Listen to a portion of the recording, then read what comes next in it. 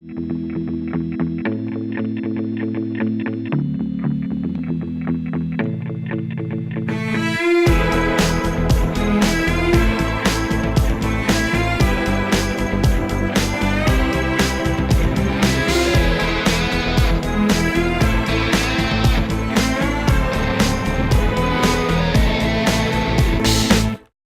I thought it'd be fun to get caught up with some of the folks from the local scene, and now I'm with Elliot Randall. Do you have any funny anecdotes about things that have happened to you out on the local scene?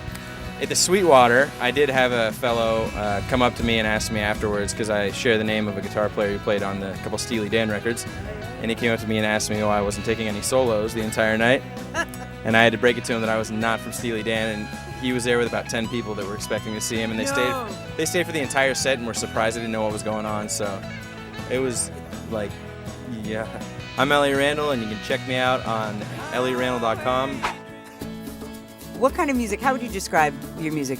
Just many different influences. It's dance music, but it's got an organic feel, so you can sing along to it as well.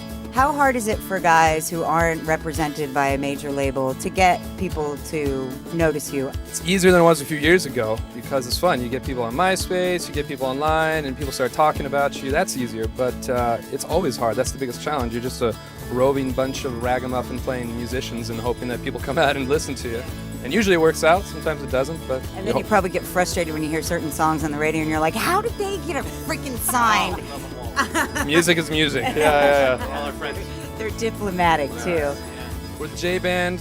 Find us at www.thejband.com. Tell me about the name Lotus Rush. Where did that come from? I was driving up to the Caltecott Tunnel, and I was making that CD in 2001, and I was like, so what's the name of the band? And it just hit me. So tell me about the band Lotus Rush. How long have you guys been playing in the Bay Area? We've been playing out probably 3-4 years, maybe. And how would you describe your music?